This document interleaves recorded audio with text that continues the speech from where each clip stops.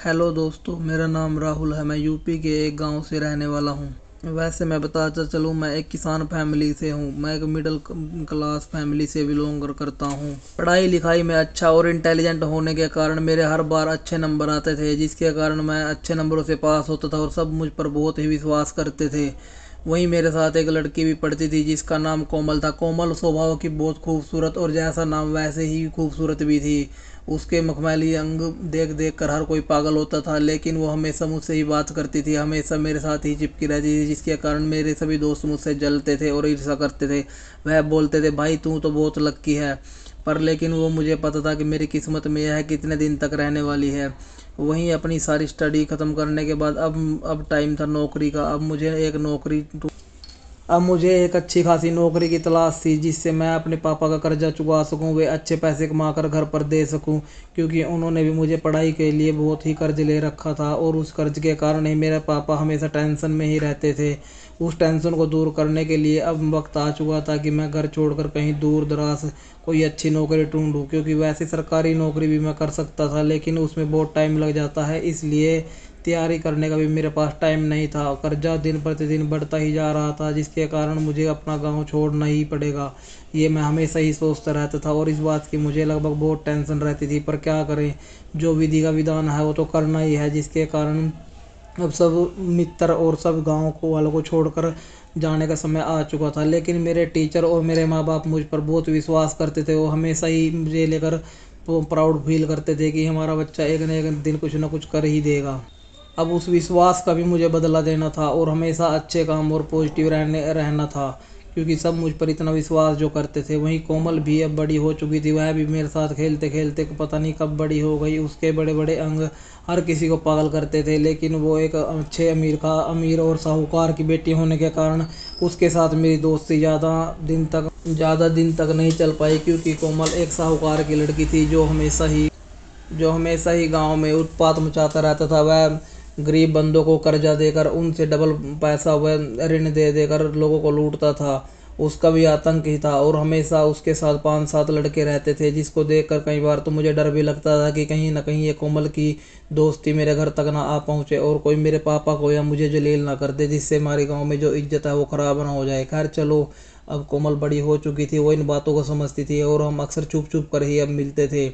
पर लेकिन अब समय आ चुका था गांव छोड़ने का और अब मैंने बहुत सारी कंपनियों में इंटरव्यू देने शुरू कर दिए थे। वहीं मैंने एक आगरा की कंपनी में, एक बहुत बड़ी कंपनी में इंटरव्यू दिया, जिसमें मेरा सिलेक्शन हो गया जो कि मेरे घर से बहुत दूर थी, पर लेकिन क्या करें, अभी काम तो करना ही था।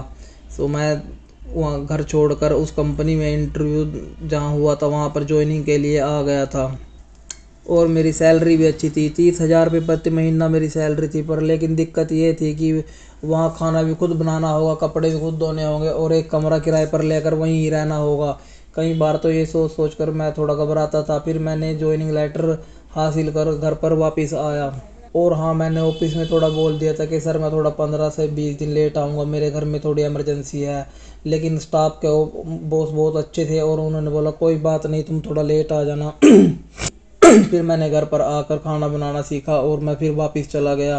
फिर अब मुझे तलाश थी एक कमरे की। अब मैं एक कमरा ढूंढने लगा और मुझे एक कमरा मिल गया जो कि बहुत ही अच्छा था और मकान मालकिन भी बहुत खूबसूरत थी और वो हम हंस हंस कर बात कर रही थी। मुझे तो लग रहा था कि मकान मालकिन थोड़ी अजीब है, पर लेकिन मुझे नहीं पता था कि नहीं नहीं, वो दिल की बहुत साफ है।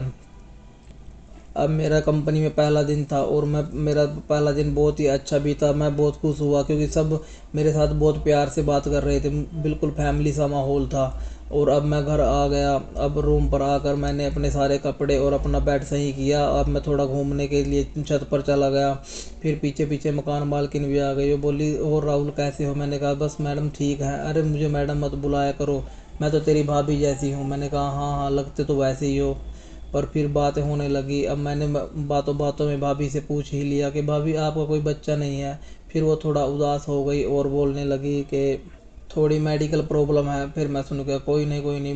मेरे को लगा शायद मैंने भाभी का दिल दुखा दिया, पर लेकिन कोई नहीं।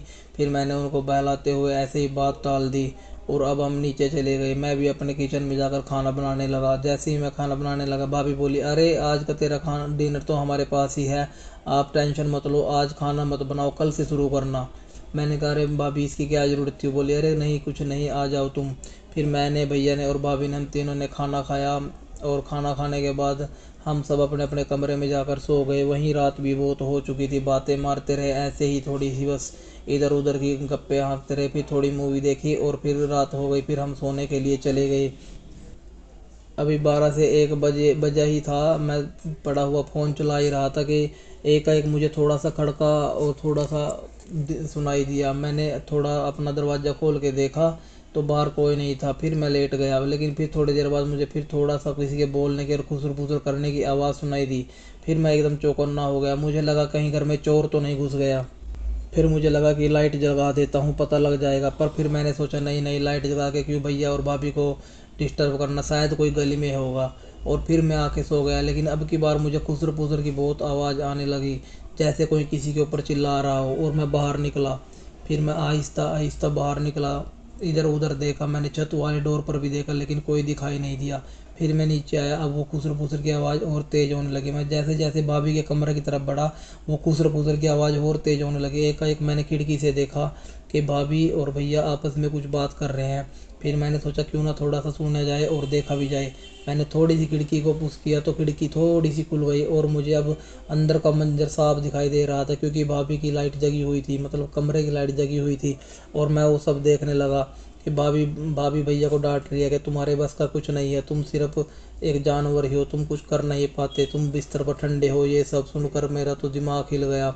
और भाभी ने अपने कपड़े निकाले हुए थे, नाइट सूट भी निकाला हुआ था जिसमें से उसके बड़े बड़े गुब्बारे साफ दिखाई दे रहे थे। और वह देखकर मेरा खीरा भी फंकारे मारने लग गया था। अब मेरा थोड़ा दिमाग ख़राब हो गया। फिर मैंने सोचा कि चलो चल अपने कमरे में जाकर सोता हूँ। फिर मैं अपने कमरे की तरफ बढ़ा। फिर मैंने सोचा कि नहीं, थोड़ा सा और निहार लेता हूँ, क्योंकि आग ही ऐसी होती है ना। फिर मैं थोड़ा मुड़ के आया, मैंने देखा एक भाभी दरवाजे की तरफ आई, तभी मैं भाग कर अपने कमरे में बढ़ गया और चुपचाप पड़ गया।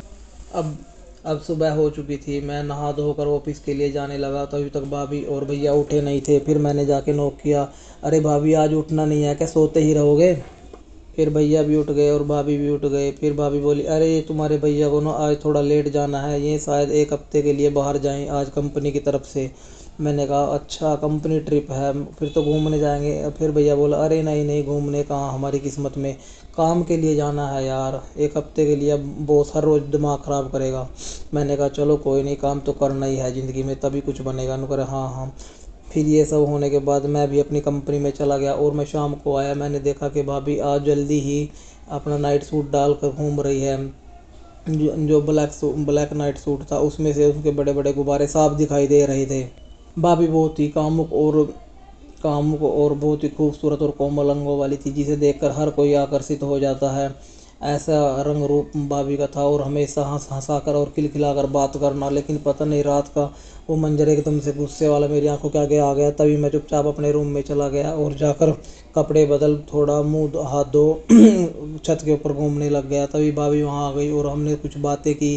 फिर मैंने कहा चलो भाभी मैं अपना खाना बनाता हूँ, नहीं फिर लेट हो जाते हैं। उसने बोला हाँ हाँ चलो जल्दी से खा लो खाना, फिर एक मूवी देखेंगे बैठ के। और फिर मैंने ऐसे करके अपना वो खाना बनाया और खाना खाकर पढ़ने ही वाला था कि तभी भाभी आ गई, अरे आ जाओ मूवी देखेंगे मेरे बेडरूम में बैठकर। फिर हम मूवी देखने लगे।